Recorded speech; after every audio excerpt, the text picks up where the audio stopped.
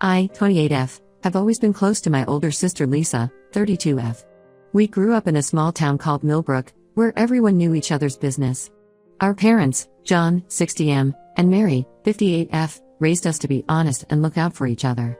Lisa was always the responsible one, getting good grades and following rules, while I was more rebellious and outgoing. Despite our differences, Lisa and I were inseparable. We shared a room until I was 15, and even then, we'd spend hours talking about our dreams and fears. Lisa always wanted a big family and a successful career, while I dreamed of traveling the world and becoming a writer. When Lisa met Mark, 34M, at a local charity event 5 years ago, I was initially happy for her. Mark seemed charming and successful, everything Lisa had always wanted in a partner. He came from a wealthy family in the city and had a high-powered job in finance. Lisa was smitten from the start. I remember the day Lisa introduced Mark to our family. Our parents were impressed by his polite manners and career success. But something about him made me uneasy.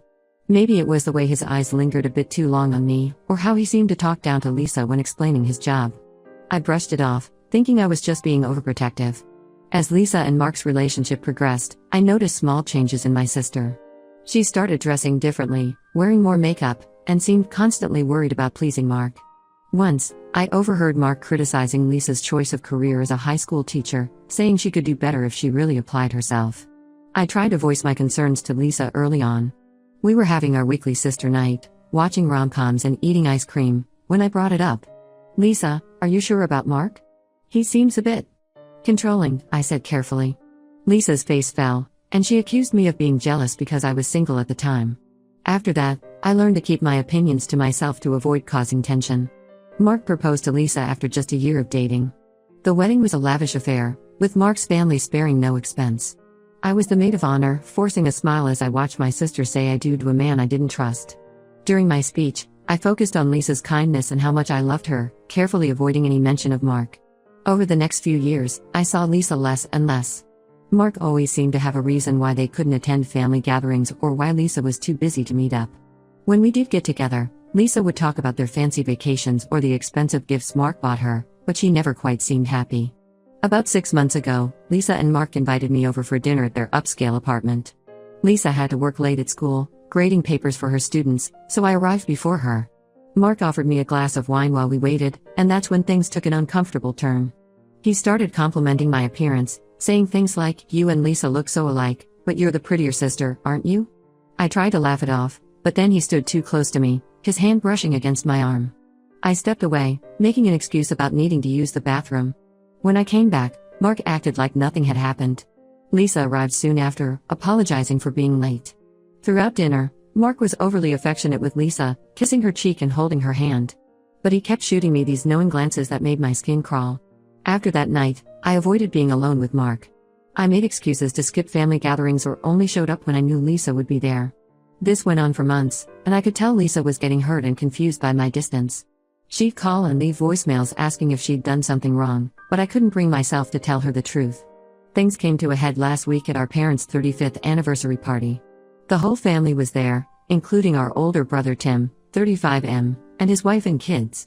Mark had been drinking heavily all night, making loud jokes and embarrassing Lisa. I was helping my mom in the kitchen when Mark cornered me in the hallway. He reeked of alcohol as he leaned in close, saying, "You know, Lisa's great, but you're the one I really want." Then he tried to kiss me. I pushed him away hard, causing him to stumble back into a side table. The crash brought people running from the living room.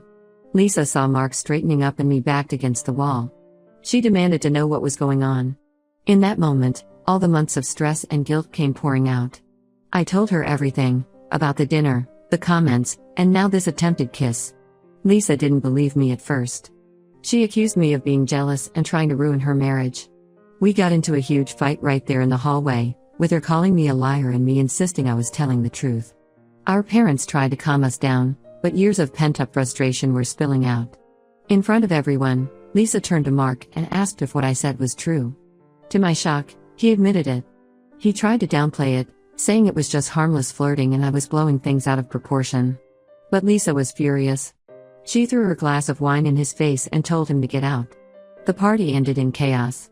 Lisa left in tears with our mom, while Mark tried to follow her. Our dad and Tim had to physically restrain Mark and force him to leave. I was left standing there, Feeling relieved the truth was out but guilty for causing such a scene on our parents' anniversary. Since then, Lisa has been staying with our parents. She's filed for divorce and isn't speaking to Mark. But she's also barely speaking to me. She texts occasionally to let me know she's okay, but says she needs space to process everything. I know I did the right thing by telling her the truth, but I can't help feeling like I've ruined my sister's life. Our family is divided, with some people supporting Lisa and others saying I should have kept quiet to preserve the marriage. Tim is furious with me, saying I should have told him about Mark's behavior so he could have handled it man to man. Mark's family is on the warpath. His mother called our parents' house, screaming about how I'd always been jealous of Lisa and had made up lies to steal her husband. She threatened to sue me for defamation and said they'd make sure I never worked in this town again. The situation has affected my job too. I work as a journalist for the local paper, and my boss pulled me aside to say that Mark's father, who owns several businesses in town, had threatened to pull all his advertising if they didn't fire me. My boss is standing by me for now, but I'm worried about my future here. I'm torn between feeling justified in my actions and feeling guilty for the fallout. Every time my phone rings, I'm afraid it's going to be more bad news or someone else yelling at me. I've started having trouble sleeping, replaying the events over and over in my head and wondering if I could have handled things differently. Part of me wishes I'd spoken up sooner, maybe when I first noticed Mark's controlling behavior. Maybe if I'd pushed harder, Lisa wouldn't have married him in the first place. But another part wonders if I should have just kept my mouth shut and let Lisa live in blissful ignorance. I love my sister more than anything, and the thought of losing her over this is killing me. But I also know that staying silent would have meant betraying her trust and everything our parents taught us about honesty and integrity. So, Reddit, Ida for telling my sister about her husband's behavior and essentially causing their divorce? Should I have found a different way to handle the situation? And how do I move forward from here, with my family divided and my reputation in tatters? Update when it's been 3 weeks since my last post, and the situation has taken several unexpected turns. First, I want to thank everyone for their supportive comments. Reading them helped me feel less alone in all this mess. Lisa finally reached out to me last week. She asked to meet for coffee at a small cafe on the outskirts of town, away from prying eyes. I was nervous but agreed. When we met, Lisa looked tired and worn down. She broke down crying almost immediately and apologized for not believing me initially. She explained that she had been in denial, but after thinking about it, she realized there had been signs of Mark's behavior that she had ignored. Lisa told me that after she kicked Mark out, he started drinking heavily. He would show up at her workplace, causing scenes and begging her to take him back. She had to get the school principal involved to keep him off the property. This behavior only confirmed for her that Mark had serious issues she'd been overlooking.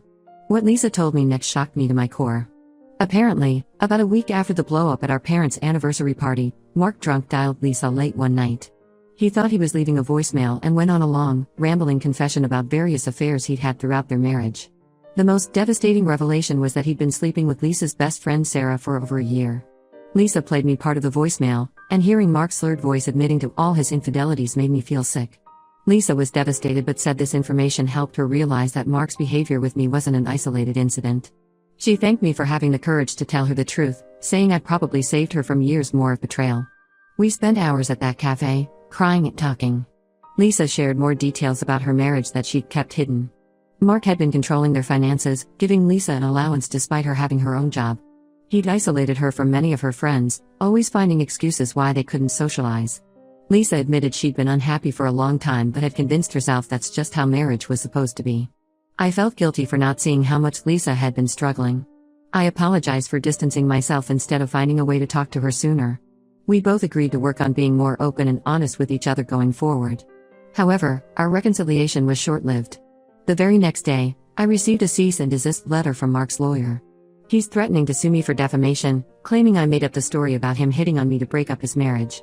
He's also threatening to sue Lisa for a larger divorce settlement if she doesn't retract her claims about his infidelity. Lisa and I are both scared. Neither of us has the money for a legal battle, and Mark comes from a wealthy family with connections. We don't have concrete proof of his behavior, just our word against his. The voicemail Lisa had saved was apparently inadmissible as evidence because Mark didn't know he was being recorded. To make matters worse, Sarah, Lisa's former best friend, is backing up Mark's story. She's denying any affair and saying that I've always been jealous of Lisa's relationship.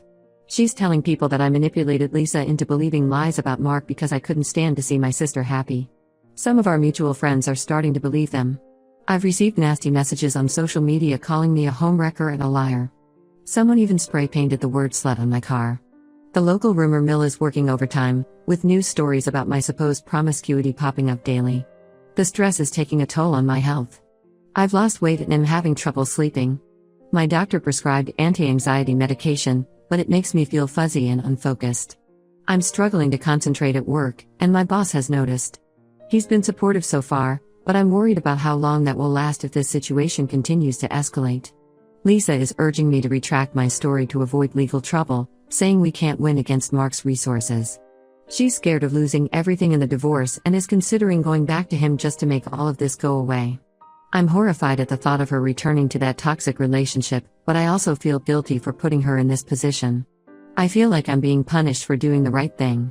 My parents are supportive but worried about the impact this is having on the whole family.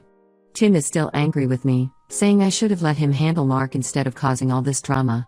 Mark's family continues to harass us, with his father using his business connections to make things difficult for our dad's small accounting firm. I'm feeling overwhelmed and don't know what to do. Part of me wants to stand my ground and fight back, but another part is terrified of the potential consequences. I never thought telling the truth would land me in such a mess. The idea of giving in to Mark's demands makes me feel sick, but I'm scared of what might happen if I don't. Should I stick to my guns and risk a lawsuit, or should I give in to Mark's demands to protect myself and Lisa? How do I balance standing up for the truth with protecting my family and my future? I'm lost and could really use some advice on how to navigate this nightmare. Update 2: the past month has been a whirlwind of events, and I'm still trying to process everything that's happened. About a month ago, after much soul-searching and discussion with Lisa, I decided to stand my ground and not retract my story about Mark. Lisa was initially upset with me, fearing the legal repercussions, but ultimately supported my decision. We both agreed that giving in to Mark's threats would only empower him further. As promised, Mark followed through on his threat and filed a lawsuit against me for defamation. The stress of the impending legal battle was taking a toll on both Lisa and me. We were struggling to find a lawyer who would take our case, given Mark's resources and connections. Most lawyers we approached said we had little chance of winning and advised us to settle. Just when we were about to give up hope, we received an unexpected ally. Mark's ex-girlfriend from college, Emily, reached out to Lisa through social media. She had heard about the divorce and lawsuit through mutual friends and wanted to help. Emily revealed that she had gone through a similar experience with Mark years ago, where he had cheated on her and then threatened legal action when she tried to expose him. Emily shared her story with us, and it was chillingly similar to Lisa's experience. Mark had been controlling and manipulative, isolating Emily from her friends and family. When she finally broke free and tried to warn others about his behavior, Mark's family had used their wealth and influence to silence her.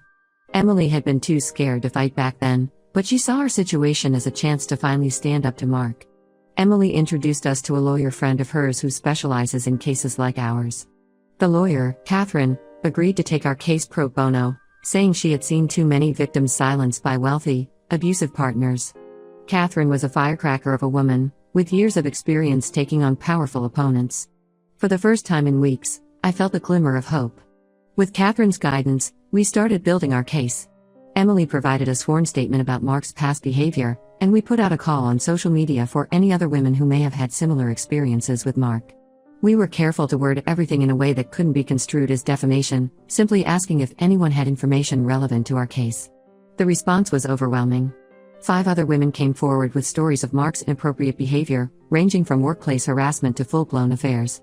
2 of them had documentation in the form of text messages and emails.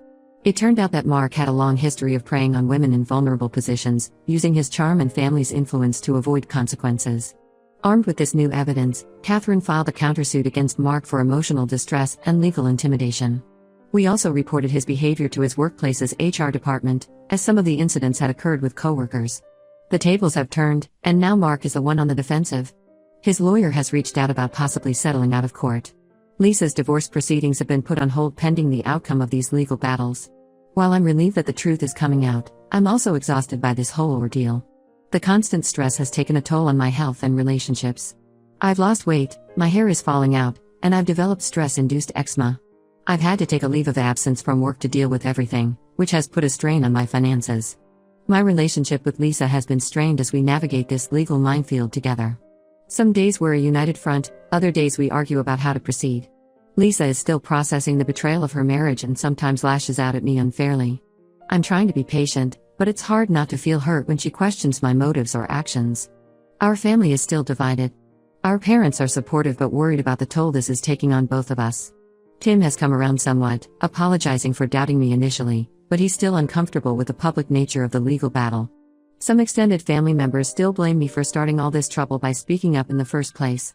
The small-town rumor mill continues to churn. While many people have rallied behind us after hearing about the other women's experiences, others still believe I'm the villain in this story. I've lost friends who think I should have kept quiet, and I feel isolated and alone much of the time. I'm seeing a therapist to cope with the anxiety and stress, but some days it feels like an uphill battle. I know we're doing the right thing by standing up to Mark, but at what cost? The idea of a long, drawn-out legal battle is daunting, but the thought of letting Mark get away with his behavior is even worse. I'm trying to stay strong, but some days I wonder if it would have been easier to just stay quiet. The stress is affecting every aspect of my life. I'm having trouble sleeping, jumping at every noise and constantly checking over my shoulder. I've started having panic attacks, something I've never experienced before. Despite all this, I know we can't back down now. Too many women have been silenced by men like Mark, and it's time someone took a stand. I just hope I have the strength to see this through to the end. I could really use some advice on how to balance seeking justice with preserving my mental health and relationships. How do I stay strong in the face of all this pressure? And how do I rebuild my life once this is all over, regardless of the outcome? Update 3. It's been a long and difficult journey, but I finally have some closure to share. The legal battle with Mark concluded last month, and the results were better than we could have hoped for. As our lawyer Catherine built our case, more women continued to come forward with allegations against Mark. His company couldn't ignore the mounting evidence and launched an internal investigation. They uncovered a pattern of harassment and misconduct going back years, as well as evidence that Mark had been using company resources to conduct his affairs and silence his victims. Mark was fired from his high-paying job, which significantly weakened his position in both the lawsuit against me and his divorce proceedings with Lisa. Without his income and with his reputation in tatters, Mark's family finally stopped supporting him financially and legally. Faced with mounting evidence and loss of financial stability, Mark agreed to settle out of court. He dropped the defamation lawsuit against me and agreed to Lisa's terms in the divorce. He also had to sign a non-disclosure agreement, preventing him from spreading false stories about us or retaliating in any way. The settlement included a public apology from Mark, admitting to his behavior and acknowledging the harm he had caused. While it doesn't undo the damage he's done, it felt vindicating to finally have the truth recognized publicly. Lisa's divorce was finalized last week. She didn't get as much in the settlement as she would have if Mark had kept his job, but she's just happy to be free of him. She started therapy to work through the trauma of her marriage and our family conflicts. She's also reconnected with some old friends and is slowly rebuilding her support network. Our relationship has improved, but it's not fully healed. We're both working on rebuilding trust and dealing with the guilt and resentment that built up over the past few months. We've agreed to give each other space while still being supportive. We're not back to our old closeness yet, but we're making progress. As for me, I'm slowly putting my life back together. The stress of the lawsuit took a toll on my health and career. I've changed jobs to get away from the gossip and drama that followed me at my old workplace. I'm now working for a small online publication, which allows me to work from home and avoid the public eye for a while. I'm still in therapy, working through the anxiety and trauma from this experience. Some days are better than others, but I'm learning coping strategies and slowly regaining my confidence. I've also started volunteering at a local women's shelter, which has been healing in its own way. Some family members have apologized for doubting me, while others still maintain I should have kept quiet. I've had to distance myself from those who continue to blame me for ruining Lisa's marriage. It's been painful, but I'm learning to prioritize my well-being over keeping the peace. The whole experience has taught me a lot about standing up for what's right, even when it's difficult. I don't regret telling Lisa the truth, but I underestimated how challenging the aftermath would be. I'm proud of myself for not backing down, but I'm also working on forgiveness, both for those who doubted me and for myself for the times I almost gave up. Our small town is slowly moving on from the scandal, but I know things will never be quite the same. I'm considering moving to a bigger city for a fresh start, but I'm hesitant to leave my family and support system behind. Thank you to everyone who supported me through this journey. Your encouragement gave me strength when I needed it most. I hope my story can help others find the courage to stand up against abuse and manipulation, no matter how powerful the abuser might seem.